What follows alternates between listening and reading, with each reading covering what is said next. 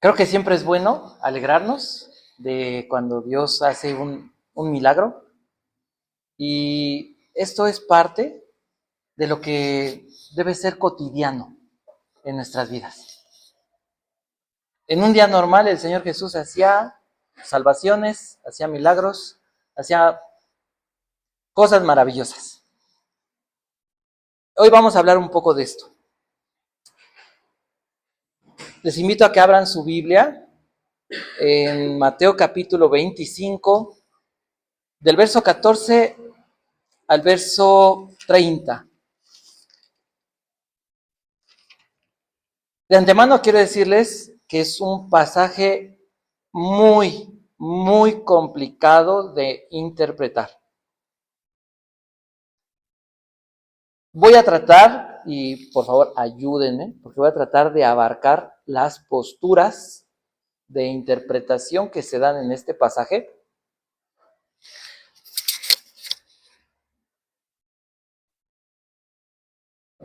Para que podamos llegar a la enseñanza, a la aplicación oportuna para nuestras vidas.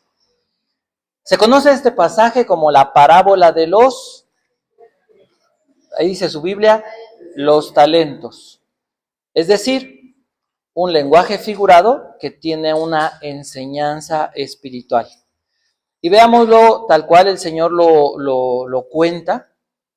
Para poder entenderlo, tenemos que considerar dónde está el Señor Jesús, a quién le está hablando, a qué momento apunta, y poder ir entonces desarrollando la enseñanza.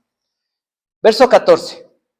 El Señor Jesús acaba de hablar la parábola de las 10 vírgenes, que dijimos apuntan al pueblo de Israel. Está hablando de un pasaje escatológico para el establecimiento del reino, ¿sí? Para la consumación del reino. No se puede separar esta enseñanza de las vírgenes a la enseñanza de los talentos. Entonces dice el verso 14, el Señor Jesús está hablándole a sus discípulos. Mateo está contando esta historia a creyentes nuevos, a judíos que están creyendo en el Señor Jesucristo, y para personas que en el futuro leeríamos sobre el pasaje o el tiempo final, cuando se va a consumar el reino eterno, ¿sí? Cuando comienza la última dispensación que conocemos como, de acuerdo a la Biblia, el milenio. ¿Cuál es la última dispensación? La última etapa de la historia, el milenio. No es el fin de los tiempos, es el fin de esta era, es el fin de este siglo, como lo dijo el Señor Jesús, porque después del milenio todavía en Apocalipsis se nos revela que vienen cosas más adelante.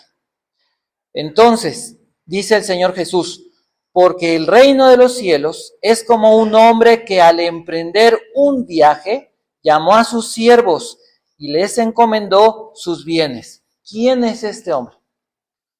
¿A quién hace referencia? Al Señor Jesús. ¿Cuál es el viaje que emprendió? Cuando asciende a los cielos, después que establece, que hace su obra redentora, viene, recordemos, Jesús no es cualquier persona. Cuando venimos a la Biblia, vemos que el Señor Jesús sí es un hombre perfecto, es un hombre 100%, pero Jesús caminaba sobre las aguas.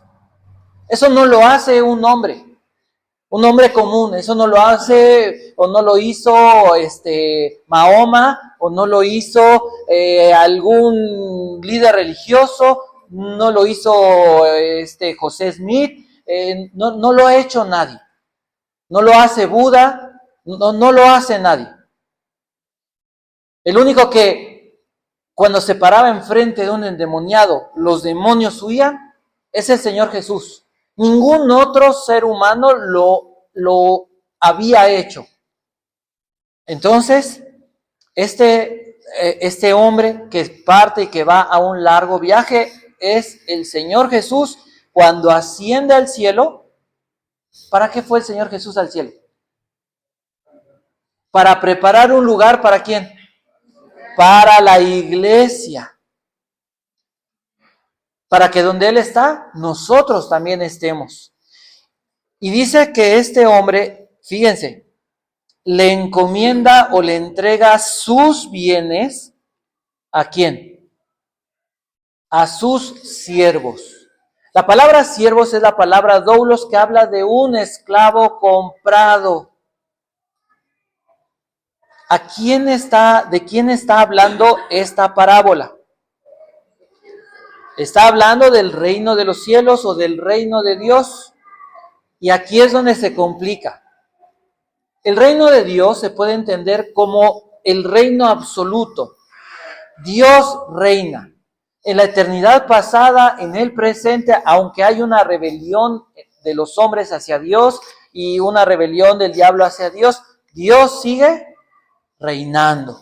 Él hace lo que quiere, dice el salmista. Jesús viene a retomar el reino y a establecer juicio que se ha de consumar en el futuro contra el diablo.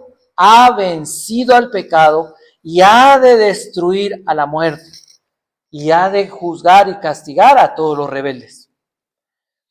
Dice aquí, entonces, va a un largo viaje y encomienda sus bienes. El reino de Dios se puede observar, o algunas personas lo interpretan como Mateo usa el nombre o el título reino de los cielos, hacen una distinción entre la iglesia como el reino de los cielos, la manifestación del reino de Dios espiritual en este momento, y una separación como el reino de Dios que es para gentiles, judíos y la iglesia, o la humanidad, judíos y la iglesia. ¿Cuál es la diferencia?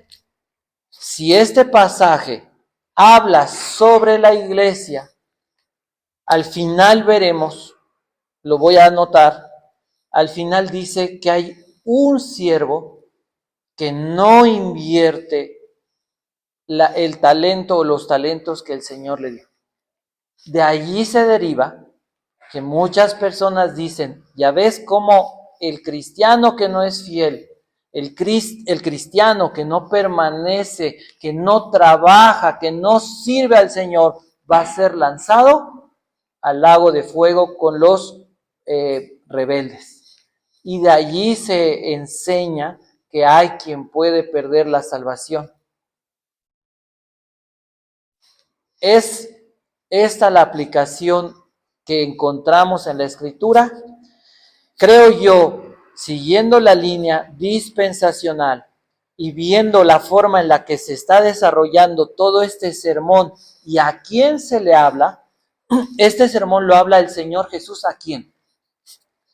Está en el Monte de los Olivos, está enfrente de Jerusalén, ¿se acuerdan? ¿Cuáles son las señales del fin del siglo y de tu regreso? ¿Vas a establecer el reino en este momento? Preguntaron sus discípulos judíos. Y el Señor Jesús les habla, va a ser destruido, el templo va a ser destruido, Jerusalén. Está hablándole ¿a quién? A Israel. Y recordamos nosotros que en cuanto a los pactos bíblicos o las dispensaciones, una vez que la iglesia es arrebatada, entendemos la segunda venida de Cristo en dos etapas, en dos tiempos. La profecía muchas veces es, al momento de interpretar, vemos un cumplimiento inmediato y un cumplimiento posterior. Así es como observamos la profecía y así debemos de estudiar. Entonces, ¿hasta aquí vamos bien? Entonces, ¿cuál es la primera parte de esta segunda venida del Señor Jesús? Cuando dice la Escritura que viene a las nubes y la iglesia es llamada. Apocalipsis capítulo 4 comienza con ¿qué? Dice Juan, oí una voz que dice, sube acá. Estoy tratando de explicar de una forma sencilla, resumida, todo lo que habla la Biblia sobre el arrebatamiento. Primera de Tesalonicenses capítulo 4, comienza el apóstol Pablo a hablar de esto, pero el apóstol Juan en el libro de Apocalipsis dice, oí esa voz, fui llamado. El apóstol Pablo, Juan acaba de escribir 7 cartas, capítulo 2 y capítulo 3. Y esas 7 cartas fueron escritas ¿a quién? A la iglesia.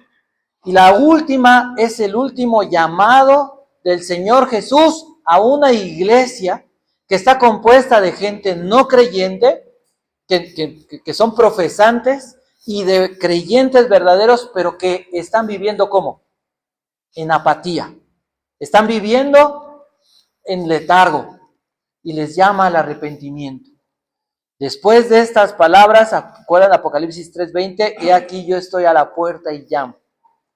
El Señor Jesús tocando, llamando la atención en el último momento para que las personas, la iglesia se arrepienta y haga las primeras obras, y los que no son verdaderos creyentes verdaderamente vuelvan su corazón a Jesús. Capítulo 4, la iglesia es llevada. A partir del capítulo 4, en todo el resto del libro de Apocalipsis, la iglesia no se menciona.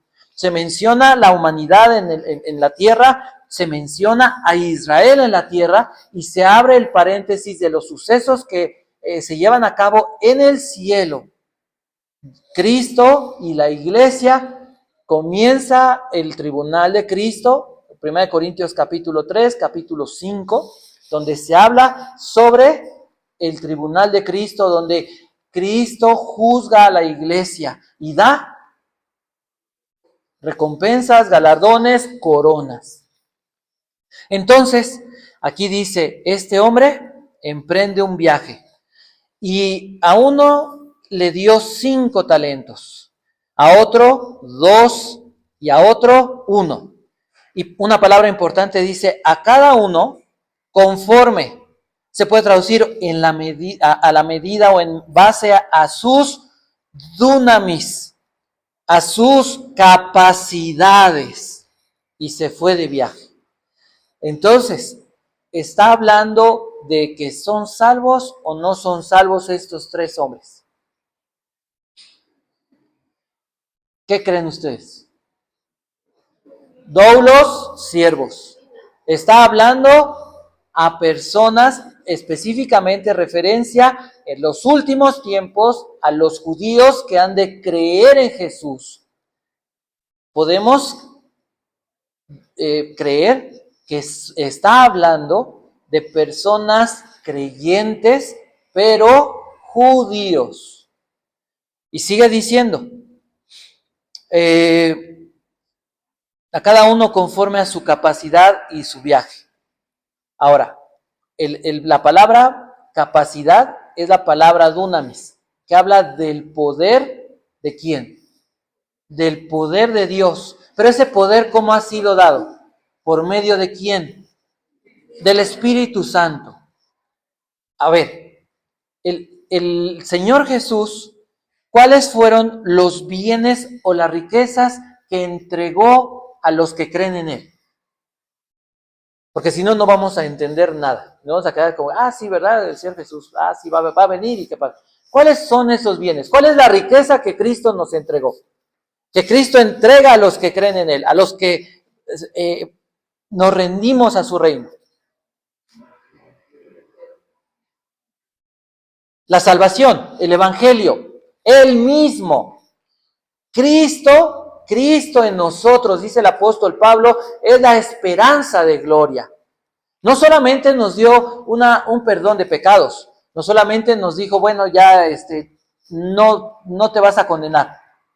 La mayor riqueza es que Cristo viene a morar en nosotros, que la justicia de Cristo se nos aplica a nosotros y que ahora somos hijos de Dios adoptados porque Cristo vive en nosotros. ¿Quieren profundizar en esto? Lean el primer capítulo de Efesios desde el verso 3 en adelante. Las riquezas con las que hemos sido enriquecidos los que hemos creído en Cristo, los que estamos en Cristo. Esa frase en Cristo es la frase teológica más profunda e importante que el apóstol Pablo usa para referirse a la salvación. para que sea sencillo poder entrar en esa gran enseñanza tan profunda, tan grande, podríamos decir, o parafrasearlo, estar en Cristo significa estar unidos a Cristo. Cuando nosotros somos bautizados, y recuerden, va a haber bautizos el sábado 29 de noviembre, ese anuncio. Nosotros estamos secos y entramos en un elemento que es el agua y somos completamente sumergidos. ¿Y cómo salimos del agua? Empapados.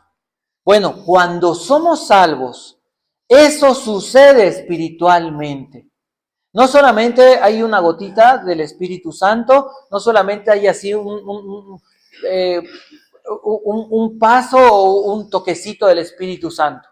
El Espíritu Santo viene a vivir en nosotros, no solamente para estar, sino para llenarnos, para sumergirnos en la naturaleza de Cristo. Estamos revestidos de Cristo, dice el apóstol Pablo. Entonces la primera riqueza, la primera regalo o bien que el Señor nos deja es el mismo. Segundo, ¿cuál sería el segundo? Mateo capítulo 28. Toda potestad me es dada en el cielo y en la tierra. Por tanto, ¿qué dice? Vayan. ¿Qué nos ha dado el Señor Jesús? ¿Cuál es el otro bien? Autoridad. Autoridad en el nombre de Jesús. ¿Y esa autoridad cómo funciona o cómo se usa? Marcos capítulo 16. Porque a veces decimos, bueno, la autoridad, sí, la autoridad es para ir y predicar el evangelio. Los ángeles no tienen esa autoridad. No hay nadie que tenga esa autoridad más que los que tenemos a Cristo. Ahora, esa autoridad, ¿en qué consiste? Marcos capítulo 16. Verso 14 en adelante, dice así. Después Jesús se apareció a los 11 discípulos cuando estaban sentados a la mesa y los reprendió por su incredulidad y dureza de corazón, porque no habían creído que lo habían visto resucitado. Y les dijo, vayan por todo el mundo y prediquen el evangelio a toda criatura. El que crea y sea bautizado será salvo, pero el que no será condenado. Y estas señales acompañarán a los que han creído.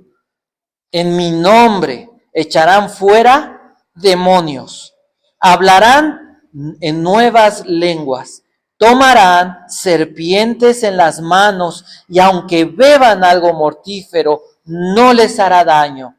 Sobre los enfermos pondrán las manos y se pondrán bien. El Señor nos dio autoridad para proclamar el evangelio, para enseñar su palabra, pero también para llevar a cabo las obras que el Señor Jesús hizo.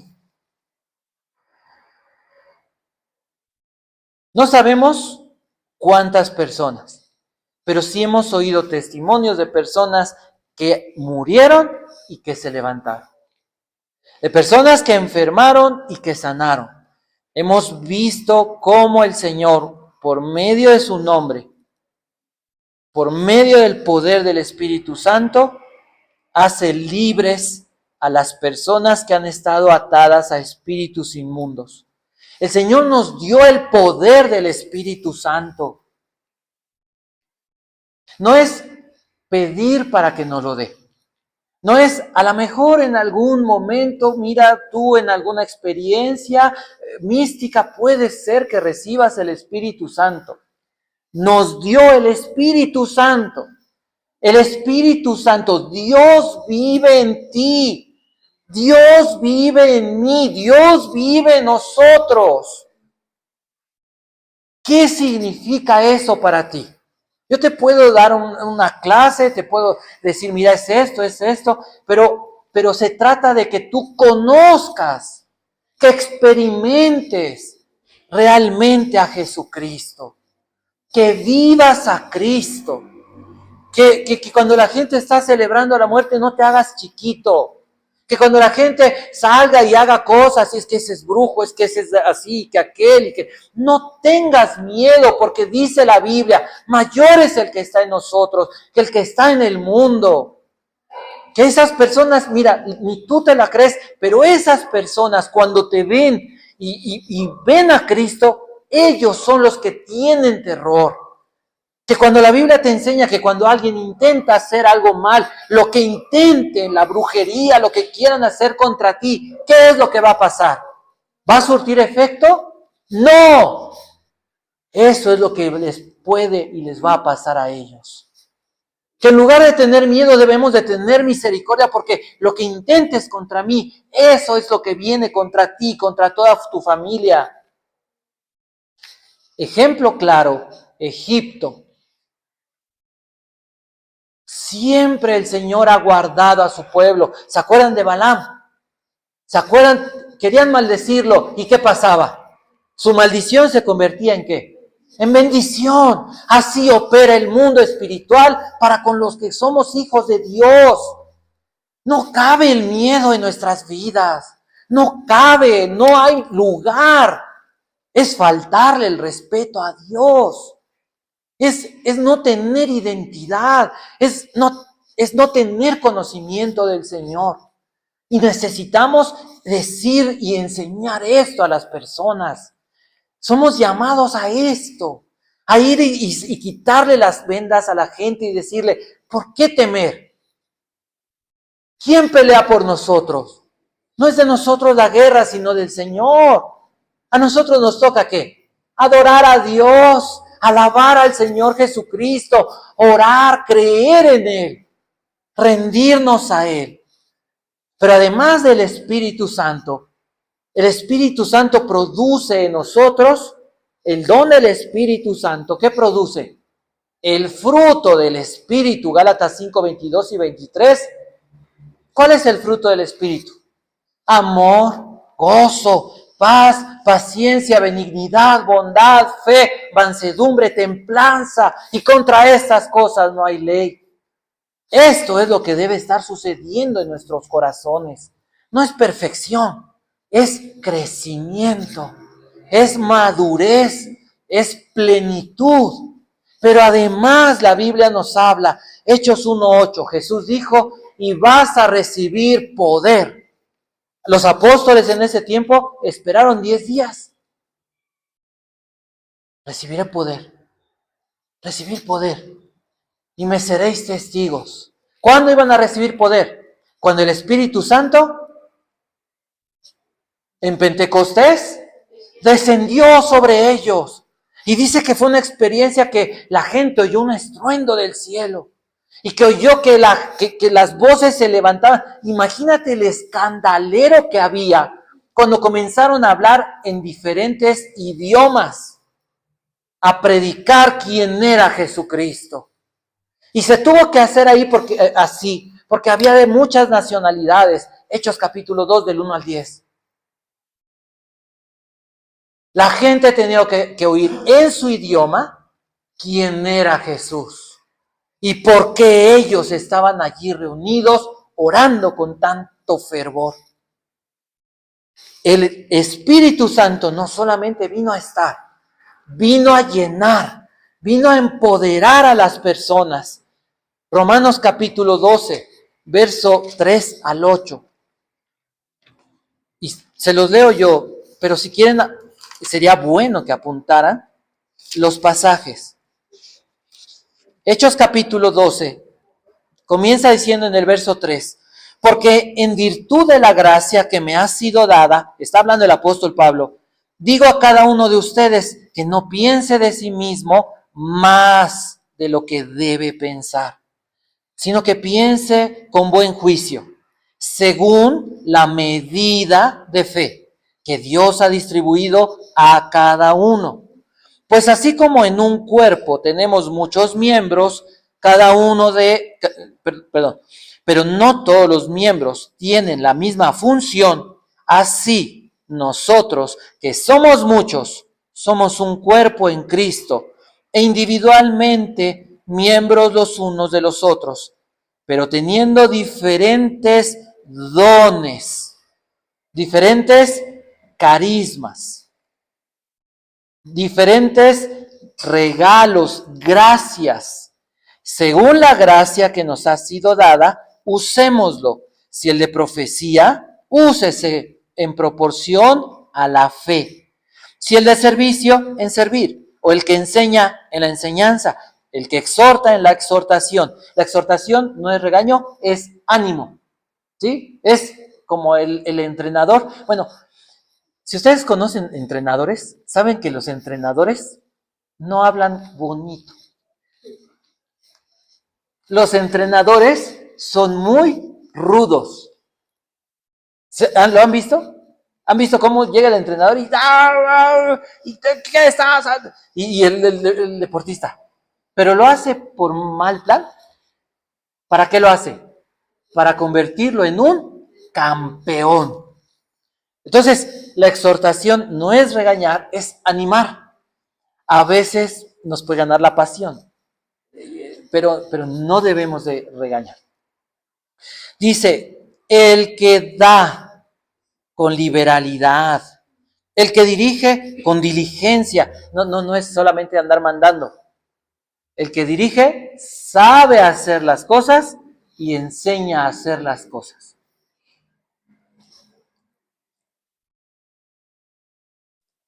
El que muestra misericordia con alegría. Y 1 Corintios capítulo 12. En 1 Corintios capítulo 12 se usa una palabra llamada energema.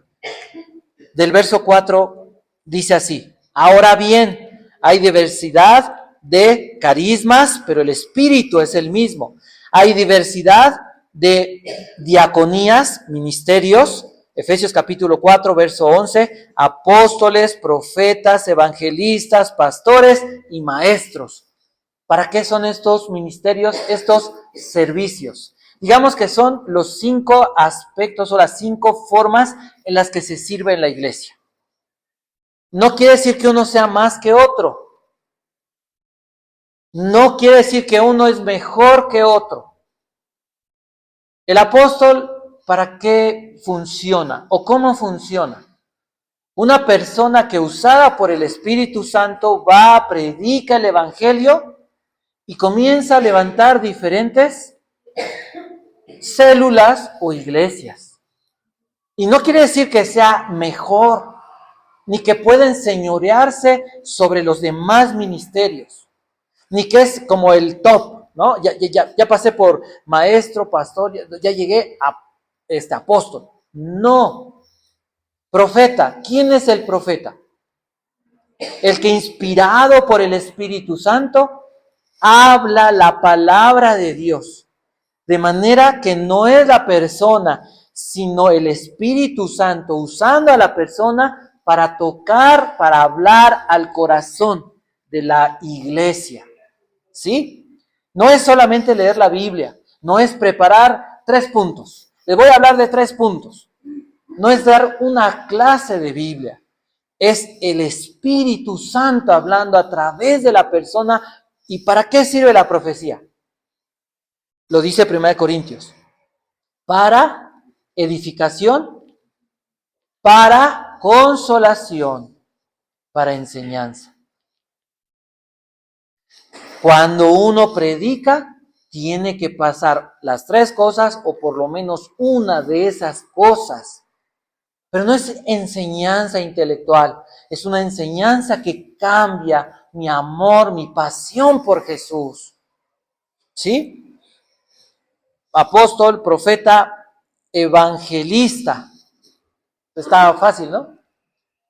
No es solamente, toda la iglesia está llamada a evangelizar, pero el evangelista tiene esa función, es la obligación que Dios pone en el corazón de buscar hablarle de Cristo a la gente, de llevar el nombre de Cristo y vivir para hablarle de Cristo a las personas. Y muchas veces en el ministerio de evangelista, que no es ser superior, Dios obra a través de esa persona, hace milagros. ¿Por qué? Porque el que predica, lo vimos en 1 Corintios, Dios muchas veces en medio de una crisis y una necesidad tiene que glorificar a Cristo. El que está hablando de Cristo, está hablando de las maravillas de Cristo, el Espíritu Santo opera a través de esa persona y hace obras milagrosas. El pastor, hoy se usa ese término genérico para todas las personas que trabajan en la iglesia, pero el pastor es una persona que tiene esa calidez para poder guiar, para poder instruir, para poder caminar con los creyentes. Y el maestro, que no es menor, el maestro es aquella persona que Dios le da la capacidad de enseñar, de poder transmitir correctamente el mensaje de Cristo. Alguno de todos estos tienes. Cuando estaba preparando esto, siempre pensamos, ¿no? Señor, como Isaías, heme aquí. Dame todos los dones y dame todos los ministerios y dame y todo, ¿sí o no? ¿O quién no le ha dicho al Señor? Señor, ¿nadie? ¿Están aquí o no? ¿No? Pues entonces yo sí le he dicho al Señor, yo sí le he dicho todo.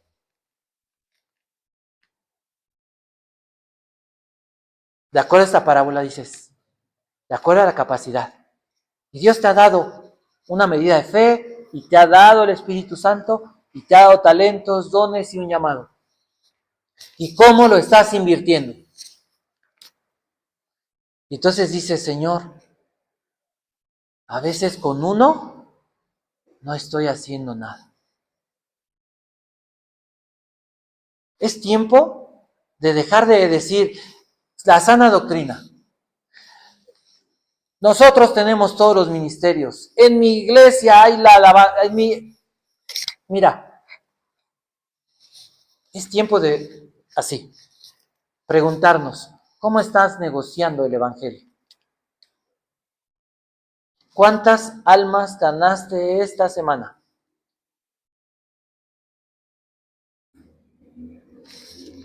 No, porque mira la postura teológica, y yo he leído a él, y yo me discipulé, y yo esto y lo otro, y luego, ya ni Nicodemo, ¿no? Maestros de maestros, rabino de rabinos. Decía el Señor Jesús, no dejen que nadie les diga rabí. Miren, no lo dejen. Es tiempo de aterrizarnos. A ver, tú eres, ¿no? Después de Elías y de Eliseo eres tú. O hay quien dice, no, yo primero. Mira, ni Moisés te llega. Mira, ni Pablo tenía todos los dones y talentos que tú tienes. Mira, ya. Es tiempo de decir cuántas almas estamos ganando y cuántas personas estoy edificando. Porque el Señor Jesús no nos va a preguntar, oye, ¿y estudiaste el tulip? ¿Y sabes las posturas calvinistas? ¿Y sabes las posturas arminianas? ¿Y tú eras reformado? Porque, mire, les voy a explicar brevemente. Se dice, es que queremos una doctrina reformada. ¿Sabían ustedes que cualquier doctrina que no es católica es reformada? O sea, el arminianismo es reformado. Los luteranos son reformados. Zwinglio son reformados. Y Calvino es reformado. O sea, cuando te dice, reformado, ¿y de cuáles de los cuatro? Jesús no nos va a preguntar, ¿eras pentecostal, bautista, presbiteriano, metodista. ¿Te va a preguntar eso? ¿Qué te va a preguntar el Señor Jesús? Lo que aquí dice. Te va a llamar a cuentas. Dice aquí, mucho tiempo después vino el Señor de aquellos siervos y arregló cuentas con ellos. Un día, aunque tú digas, no, mira lo que pasa, pues yo a mi ritmo, poco a poco, ¿verdad? Porque no hay que ser tan religiosos, legalistas, tan exigentes, tan perfeccionistas. Un día el Señor a ti, a mí, a cada uno nos va a llamar y nos va a hacer, ¿qué dice? Cuentas. Dice, llegando, el que había recibido 5 talentos trajo otros 5 talentos, diciendo, Señor, usted me entregó 5 talentos, mire, he ganado otros 5 talentos.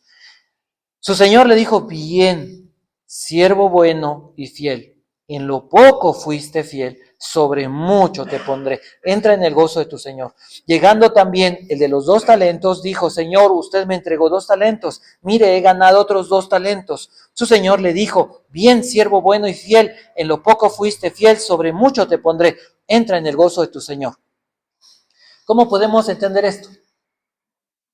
Que aprovecharon y usaron al máximo lo que se les había encomendado, lo que se les había dado. Alguien puede decir, no, pues yo no tengo mucho. Veamos qué pasa con el que dice, yo no tengo mucho. Dice, pero llegando también el que había recibido 1 talento, dijo, Señor, yo sabía que usted es un hombre duro. Esa palabra sabía en la 60 dice, yo conozco. Es la palabra ginosco. Esa palabra significa alguien que en experiencia, en trato, conoce a alguien. Vean cómo describe ese siervo a su amo. Escúchenlo. Está hablando a alguien que es creyente y se expresa ¿de quién? De Jesús. Señor, yo sabía que usted es un hombre duro.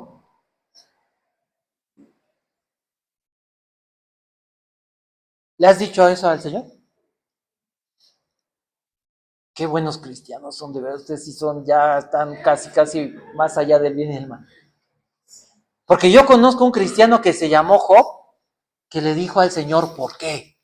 Y uno que se llamó Moisés y le dijo, quítame la vida.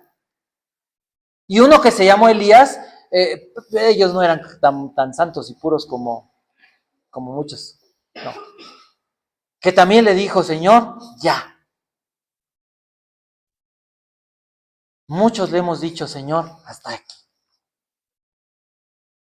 Porque cuando el Señor te disciplina, dice Hebreos, ¿cómo dice Hebreos? La disciplina en el presente no parece ser causa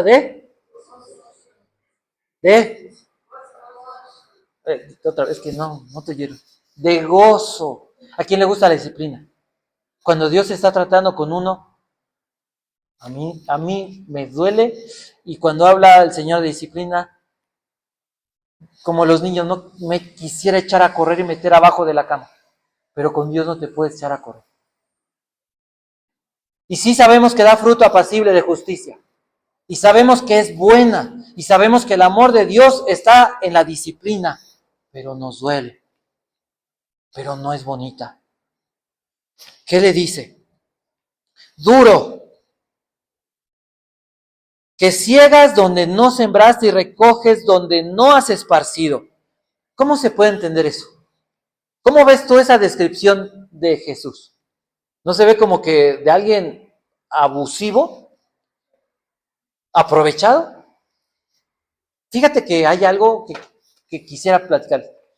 Antes de yo trabajar completamente, bueno, más bien de que pudiera ser sostenido en el ministerio, porque empecé a trabajar para el Señor desde mucho tiempo antes,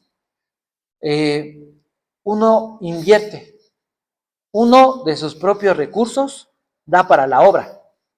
Hay que ir a tal lugar, había que ir a Texcoco. Y no era de que, pues ahí te va para el pasaje, no. ¿Qué hacía uno? Pues si el Señor quiere, vamos. Y agarras lo que tengas que agarrar, pecero, camión, ¿no? Y te conoces todas las líneas del metro, y te conoces muchas líneas de pecero, y conoces lejos. Hay que ir a tal lugar, oye, hay que ir a este, hay que ir al otro, hay que ir acá, y te conoces los hospitales, y te conoces, y no es de que, y hay quien, de veras, hay quien dice, oye, es que o sea, ¿cómo voy a servir? Ni para el pasaje dan. Hay gente que piensa que trabajar para la obra está obligado la iglesia a darles y darles mucho. Si tú vas a un pueblo, muchas veces el pastor es el que le da a la iglesia, ayuda a los que no tienen. El ministerio no es enriquecerse, porque la iglesia, el recurso de la iglesia es de Cristo. Que la iglesia te dé un sueldo, eso es una cosa. Otra cosa es que, tú, vénganos tu reino. No, eso no está en la Biblia. No nos vamos a meter en cosas que no nos interesan a nosotros. Pero la administración correcta de la Biblia es importante.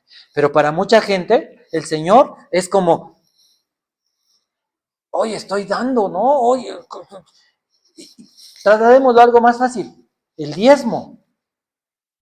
El diezmo, te digo algo, el 90% de las personas no diezman, o más. La iglesia milagrosamente, la iglesia en general, se sostiene con menos del 10% de los creyentes. Porque la gente dice, ¿sí? Donde está tu tesoro, ahí está tu corazón. Y el corazón del creyente está en el dinero. Y no tienen, pero está ahí, ¿no? No das. No tienes, pero para ti es lo más importante. Y así como el pueblo de Israel fue señalado por el Señor, hoy podríamos hablar de eso, no me estoy desviando, estamos hablando de la forma, de las cosas que el Señor nos ha dado. Observemos, le dice, tomas tú de lo que no es tuyo, y entonces dice, siembra donde recoges, no has esparcido, y entonces, ¿qué dice? Tuve miedo. Tuve miedo. A ver, el Señor dio su vida por nosotros, el Señor nos dio el Espíritu Santo, el Señor se comprometió a estar su presencia. Y este siervo le dice, te conozco, mira, yo te conozco y sé cómo eres.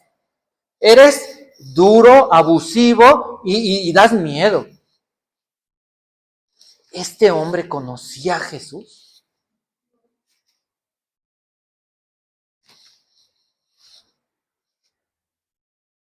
Pero pensemos. Dice, entonces como tuve miedo, enterré, escondí tu talento en la tierra. No conoce al Señor, pero el talento que tuvo, ¿a dónde lo fue a poner? ¿La tierra qué significa? ¿Qué representa? ¿La parábola del sembrador? El mundo. El mundo. Entonces tu talento me da miedo el Señor porque es duro, abusivo, severo. Entonces te vas al mundo.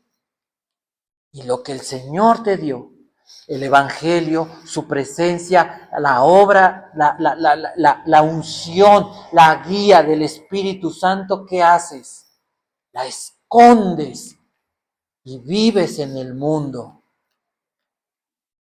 ¿Por qué no hablas de Cristo? No, pues es que ya ves que, no, bueno, aquí no hay que ser religioso, esto es laico, no, es que mira, pues es que hay que respetar, ¿verdad? Yo no hablo del Evangelio, yo lo vivo. Jesús dijo que vivieras el Evangelio sin hablarlo. ¿Qué fue lo que dijo? Vayan y qué. La palabra queruso, anuncia. proclama, grita. ¿Cómo dice que Juan el Bautista se paraba? La Biblia dice, con voz en cuello. Imagínate a Juan el Bautista. No, mire, yo no hablo del evangelio, yo no hablo del reino. Yo lo vivo. Por eso vivo en la cueva. Por eso como chapulines y miel. Yo no hablo. ¿Sí? El Señor Jesús es nuestro ejemplo. ¿Se quedaba callado? Él decía, no. Pedrito, pórtense bien. Que la gente vea que somos bien gorditos y bonitos. ¿Sí? ¿Qué estamos haciendo? ¿Qué estamos haciendo con lo que el Señor nos dio? Sí, ya sé que en este momento ya te reventó el Señor, yo no, el corazón. Porque a mí me lo reventan. Y dije, ¿qué estamos haciendo? No, es que no tenemos recursos, pero mira, si tuviéramos, Señor, a ver, un talento tienes, uno. Es más, no tienes talento, tienes solamente tu boca. ¿Para qué estás usando la boca? ¿Para qué nos dio el Señor el habla? Es que yo no me sé relacionar, no se trata. ¿Crees que Juan el Bautista era muy sociable? ¿Cómo te imaginas a Juan el Bautista? Eh, obviamente no era grosero, pero era, no como lo ponen floquito y una voz así, no, o sea, para gritar en el desierto, que la gente lo oyera, ¿cómo era? ¿Cómo era Elías? Miren, vamos a hacer un sacrificio, ¿verdad? Júntense de este lado, ¿sí? No decía, grítenle a sus dioses. Tú dices, oye, eso es fuerte, eso es ser sarcástico, eso es ser, eso es rasposo. No seas así, quítate eso. Porque a veces agarramos las cosas que no son buenas, ¿no? Yo soy como Elías. No, tú eres grosero, tú eres grosera. No eres como Elías. Si fueras como Elías, predicarías y serías una persona de oración y de fe. Y andarías predicando hasta en la sierra y sanando a los enfermos. Entonces no me digas que eres bájale 10 rayas. No. ¿Cómo eran ellos? ¿Cuál es tu don, tu talento? El que quieras, el mínimo. ¿No podemos dar folletos? ¿No podemos hablarle de Cristo a la gente? Cuando el Señor, si hoy te llamara, ¿qué le dirías? ¿Qué le diríamos? Por favor, no quiero que los consideren esto un regaño. No, es de verdad una llamada de atención. Mucha gente está despertando. Hay mucha gente que está despabilando, se está viendo así con horror. ¿Qué he hecho? Hay gente que se está levantando y de verdad está, a ver, ¿qué hacemos, no? Casi, tú dime y yo le hago. No sé, pero vamos a hacer algo. ¿Por qué creen? Porque de alguna manera el Espíritu Santo ya está empezando a inquietar los corazones. El Señor viene. ¿Cuál es, así de fácil, cuál es el impedimento para que una persona de 12 en adelante, de 13 años de secundaria, pueda abrir en su salón un estudio bíblico? Pueda hablarle a la gente. Si los niños chiquitos van y le dicen a los maestros, yo no celebro Halloween porque está mal, porque... ¿Sí o no? Oyes a los niños hablándole, pero llegan a la secundaria y ¿qué hacen? ¿Por qué no abrir un estudio bíblico en la universidad? ¿Por qué? ¿Quién lo impide? Tienes miedo. Así de fácil. ¿Y sabes qué has hecho? Enterraste tus talentos y estás en el mundo. ¿Por qué en tu trabajo no? ¿Por qué? ¿Por qué con los vecinos no? ¿Por qué? ¿Qué hemos hecho? Con el nombre de Jesús, con el Evangelio, con la autoridad, con el Espíritu Santo, con todo lo que mencionamos al principio. Y vamos a terminar. Porque dice a este, verso 29. Porque a todo el que tiene, más se le dará y tendrá en abundancia, pero al que no tiene, aún lo que tiene se le quitará. Y al siervo inútil, échenlo en las tinieblas de afuera. Allí será el llanto y el crujir de dientes. Aquí es donde mucha gente dice, no, ya ves, no era salvo. Recordemos, está hablando tiempos postreros. El Señor nos está dejando ver algo. Hay gente que dice, bueno, es que la Biblia dice que como por fuego, soy salvo como por fuego, ¿no? O sea, yo me alcanzó para salvar, mira, sí viví en el mundo, en el relajo, de flojo, yo no hice nada para Dios, pero soy salvo. Y entonces ya como eres salvo, llegas al cielo y todo te fue bien y bien padre. ¿Qué está diciendo aquí? Que hay una consecuencia de no servir al Señor. Que hay una pérdida. Que no es de, bueno, híjole, Señor, mira, puras obras secas, puras hojarascas, ¿se acuerdan? ¿Qué dice la Escritura? Que uno llevó oro, plata, piedras preciosas, y otro llevó madera, heno, hojarasca. ¿Qué significa todo esto? Obras de la carne, obras inspiradas por la carne, obras que no tienen que ver con el Espíritu Santo, con la salvación, obras humanas, religiosidad. ¿Y qué dice? Cuando pase por el horno, ¿qué va a pasar? Va a haber pérdida. Aquí dice, ahí va a ser el lloro y el crujir de dientes. ¿Qué le vas a decir al Señor?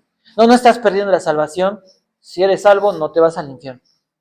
Pero va a haber consecuencias. No vas a estar bien. Vas a estar en el cielo, ¿sí? Pero cuando se esté manifestando el milenio, cuando estén pasando todas estas cosas, no vas a estar tú gobernando con Cristo. Se acabó esa idea de, pues total, ¿no? Pues ya, soy salvo, siempre salvo. Yo le batallo, yo no soy tan santo. Pues la copita, el pan de muerto, la fiestecita, el Halloween cristiano, ¿no? Total. Pues, bueno, yo no creo en esas cosas, pero pues es que la familia se reúne, ¿verdad? Pues es que pues, la ofrenda. Se acabó. Aquí te dice, hay consecuencias. No usas el don, el talento que el Señor te está dando. ¿Qué va a pasar? Lloro y crujir de dientes. Y tú dices, ¿para qué esperarnos al milenio? ¿Para qué esperarnos a la resurrección de los muertos? El día de hoy, ¿cómo vive la vida la iglesia? Volteas y ves un cristiano, ¿y cómo se ve? ¡En victoria! ¿Cómo se ve? ¡Oh, sí, Señor! ¿Cómo se ve? Unidad en la iglesia. ¿Cómo se ve? Poder. ¿Cómo se ve? ¿No es triste? Aquí está. El Señor nos está diciendo, por eso vives así, porque no dejas que reine en tu vida, porque no has usado lo que te di, porque no estás empleando las cosas que yo puse en ti. ¿Cuánta riqueza te ha dado el Señor? De verdad, no menospreciemos lo que el Señor nos ha dado. No menospreciemos la sangre de Cristo, el poder que Dios nos ha dado. Esto no es que Él tiene más estudios, esto es de consagración. Esto es de entregarle mi vida completamente a Cristo. Esto es de ser verdaderamente radicales, no contra la gente, contra el pecado que hay en mí, contra mi carne, y decirle al Señor, a donde tope, Señor, pero sé tú y no yo. Empezar a crucificar la carne, empezar a decir, tengo que hablar y que quede en ridículo, ni modo. Dar ni modo, lo que sea que haya que hacer, Señor, lo quiero hacer para ti. Si es cierto, a mí me toca más. Dirías, pues tú, porque tú trabajas de eso. ¿Y tú por qué no trabajas de esto? Porque por muchos años, 15 años o más, trabajé para poder sostener la obra y hacer las cosas que Dios me había encomendado. El ministerio no es lucro. Uno le invierte a la obra. Y a veces en lugar de zapatos compras una Biblia. Y a veces en lugar de esto tienes que invertir para los pasajes o porque alguien está necesitando. El Evangelio es dar. Más bienaventurado es dar que recibir. De eso se trata. Así que yo te diría, si te has equivocado, todos hemos equivocado. La verdad. Veríamos, ayer que estábamos compartiendo, no sé si ustedes me oyeron, decía a la gente, ¿qué pasaría si en vez de que celebres a la muerte, si que México celebrara la muerte, México celebrara a Cristo? ¿Cómo estaría bendecido el país? ¿Cómo estaría bendecida tu familia? ¿Cómo estaría bendecida tu vida? Dejemos de celebrar, no a la muerte, a nuestra carne, y celebremos a Cristo. Mira, solamente dile, Señor, no he podido yo, pero hazlo tú. Sé tú en mí. Que sea Cristo más en nosotros que nosotros mismos. Hablemos de Cristo. Háblale a la gente. ¿Qué le digo? Que Jesús es Dios, que vino a morir para pagar los pecados y que va a regresar a reinar. Quien no quiera que reine va a ser condenado. El que cree en Jesús y le entregue el reino de su alma va a ser salvo. Nada más. ¿Puedes hacerlo? Yo creo que hasta un niño. Todos podemos. Ora por la gente. Ayuda a la gente. Que conozcan a Cristo a través de tus buenas obras. Vamos a orar.